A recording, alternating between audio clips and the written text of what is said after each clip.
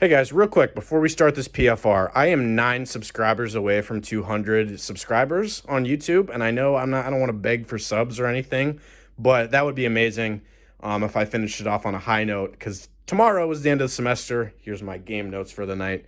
And, ending the year off, the regular season off, the Penguins clinch a playoff berth tonight, and I get 200 subscribers. That would be amazing. So if you haven't already, click that like and subscribe button.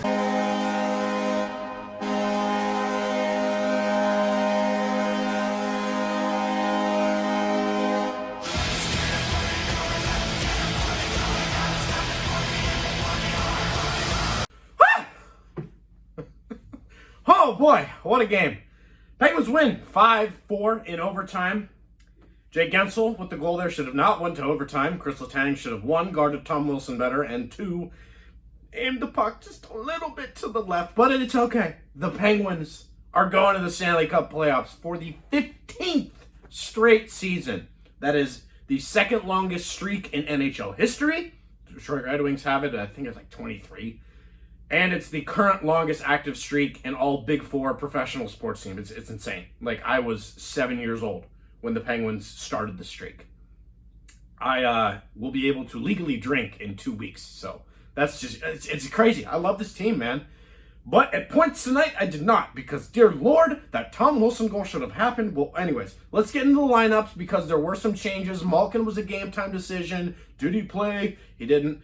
Jarry started this one. There were some line changes as well, and they paid dividends for the Penguins tonight. As I mentioned, Evgeni Malkin was a game-time decision for this one. He is traveling with the Penguins, but he did not play. Zucker and Kapanen flip.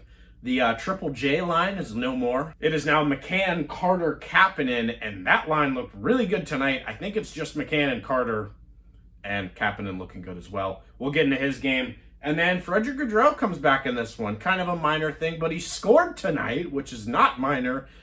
Same defensive lines. Jarry started this one. The Penguins only have 2 injuries now.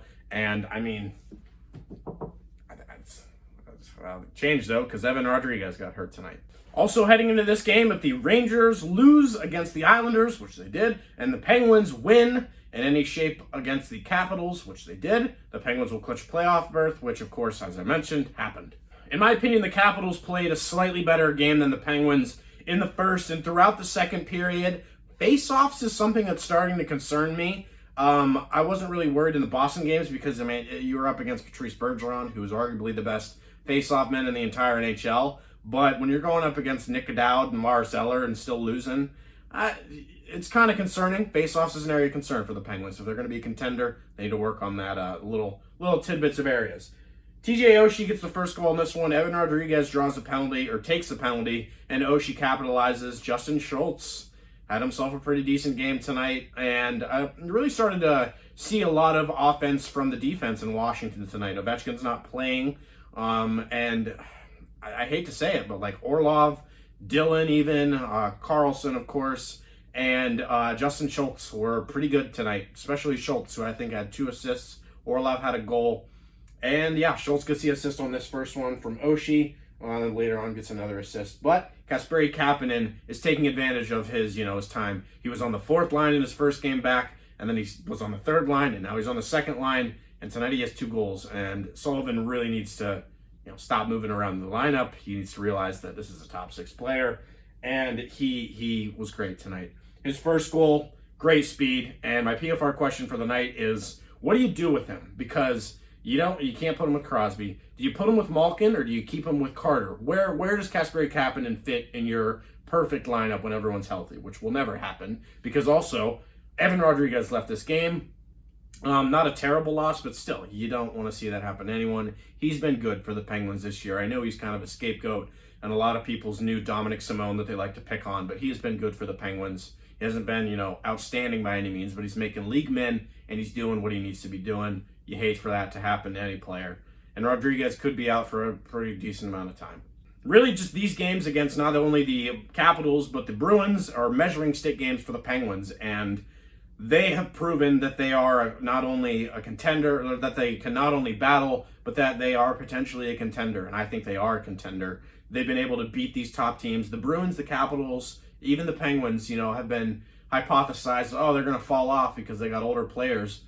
all three of the teams, and I'm just not just saying that for just the Penguins, the Capitals as well, and the Bruins, they're not going anywhere in terms of playoffs. They're all going to make the playoffs this year. The Rangers, I think, have been eliminated, and then, Devils didn't make it. People are thinking those were going to be the up-and-coming teams, and of course we knew what happened with Philly. Now, good teams, good contending teams need to have depth scoring, and that was the story of the second period for the Penguins as Frederick Gaudreau scores his second goal of the year with the Penguins, and, as expected, because first game back when you're a bottom six forward, making league min, 27-year-old AHL forward coming in the lineup, you score. Also along those same lines, Aston-Reese scored. Good to see him get on the board. He gets his 9th, and that's a career high. However, the Capitals did take the lead there briefly in the second period with Dmitry Orlov, as I mentioned, scoring, and then Daniel Sprong getting a goal against his former team. And guess who had the assist? Justin Schultz. And right after that play, Carl Hagelin had a nice chance. So, former Penguins kind of biting us in the ass. But we got the last laugh, though. In the third period, Kasperi Kapanen, I won't even go over this because I knew that this game, well, I didn't know. I looked at the score, and it was 3-3 heading into the third period. So I decided, I'm going to record this because there's going to be a goal here. And I'll let you guys react to me reacting. Jamie, pull that video up. You can do that meme there from the Joe Rogan podcast. Swatted away by Carter. McCann. Stretch pass up to Kapanen.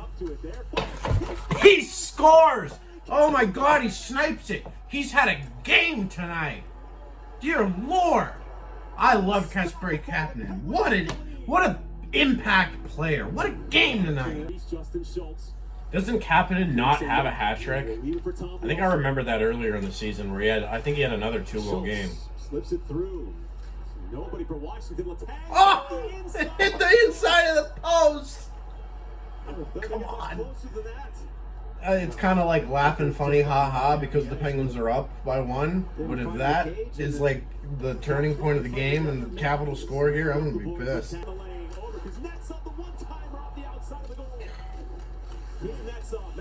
No, who's in front there? Fuck! You gotta be fucking kidding me! Oh my God, of all people too! Fuck! Oh my God! Other way. You gotta accept that pass, Jared! You need to stick on the ice! Yes! John Marino with the beautiful pass to Jake Guentzel. Oh my God, this game shouldn't have been here.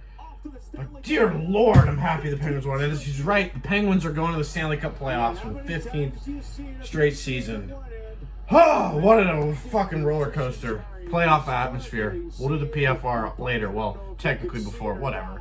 Back to you, Owen. However, I'm going to edit this. So yeah, the Penguins end up winning this one with Jake Guentzel. Great pass from Marino in overtime. And it is what it is. Would not have liked to give Washington a point there. Would like that Letang goal to went in.